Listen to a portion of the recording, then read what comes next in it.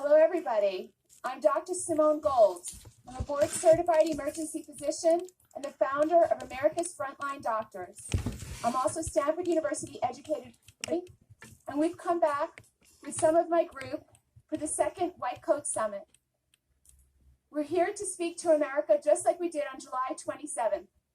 At that time, we brought the American people truth and hope and optimism. And we're here to give you more truth and more reasons to be optimistic and to not live in fear.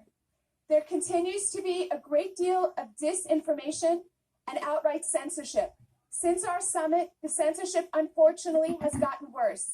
Because of that, we've established a website, America's Frontline Doctors, where you can find the truth, where the truth is not censored. You can also follow most of us on social media. Today, we're going to bring you information about masks, about lockdowns, about, most importantly, early treatment, reasons to be optimistic. We're going to dispel the myths. I want to start with masks, and I start with this because there's a legal crisis, a constitutional crisis that we're not recognizing.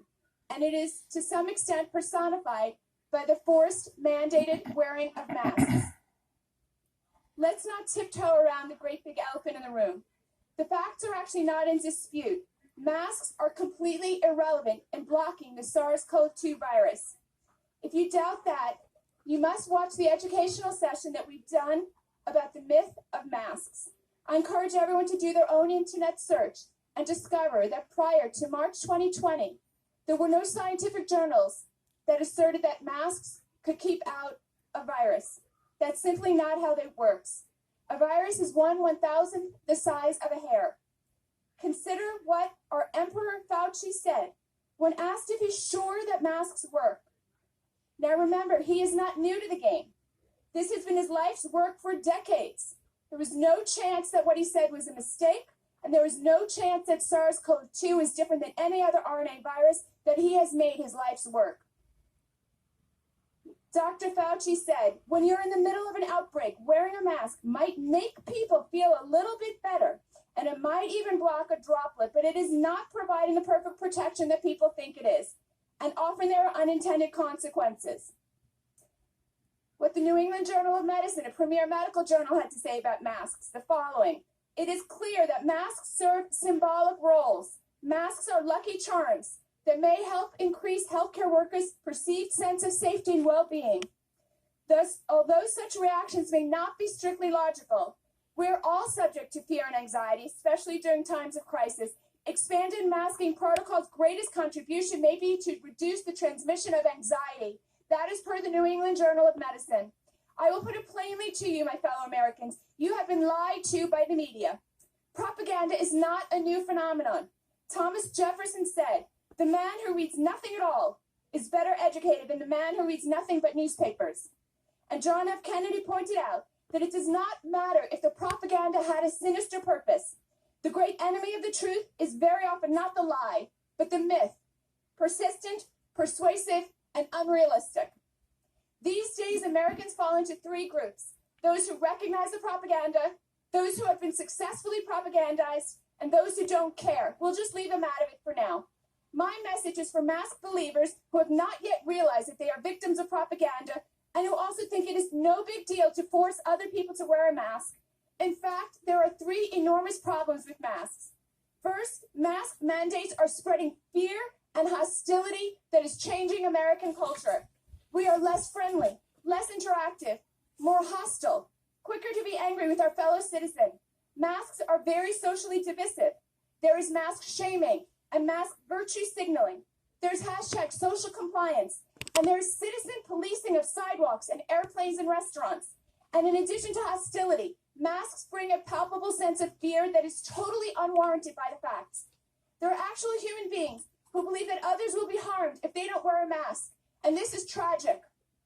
Second, mask mandates cause an insurmountable civil libertarian issue.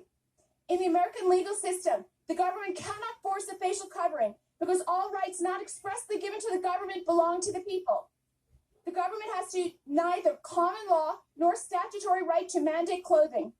Encroaching on a right that belongs to the people is extremely dangerous. One of our founding fathers, fourth president, James Madison, said, It is proper to take alarm at the first experiment on our liberties. We hold this to be the first duty of citizens and one of the noblest characteristics of the revolution. The free men of America did not wait till usurped power had strengthened itself. Third, wearing masks is a national security issue. When most of the citizenry of our country can so easily be persuaded to do something that is so clearly against our own Constitution, our enemies certainly take notice. We are quite literally telegraphing our weakness and social divisiveness to our enemies. Now, to those Americans who are genuinely afraid, we are physicians. We are here to help you with these facts to reduce your fear. First, we'll do the facts, then the emotion, and then the call to action. The first is the facts. Notice that what the experts had said for months is wrong. There are not 2 million dead. Our healthcare system was not overwhelmed. There were 10 times the number of ventilators that we needed. Nearly everyone survives, and early treatment works. You must not ignore your own life experience. If all you had to do to stop a virus was hold a tissue paper to your face, your ancestors would have learned this centuries ago, and your grandmother would have taught you this. Second is the emotion. Consider that what President Jefferson said 200 years ago, that newspapers are propaganda, and also what President Kennedy later pointed out, which is that it does not matter if the propaganda is a myth or a lie. Kennedy said, the myth that is persistent and persuasive. Realize that just because you believe or feel something is true does not make it true. There has been a massive propaganda campaign to get you to believe something, but you have it within your power to dismiss the propaganda. A simple internet search reveals that no scientist ever believed a mask, let alone a bandana, was relevant against a virus right up until COVID-19. The myth of masks came from politicians, and when something happens in politics, you can be darn sure it's done for another purpose. Third, a call to action. To the mask believers who have been angry at people who won't wear a mask, I call on you now to double your anger, but direct your anger toward those people who have lied to you. It is the people who are angry who have the power to fix the social divisiveness. We need you to put your anger squarely where it belongs. Unleash all of your fury on the professional media complex that has lied and lied and lied to you.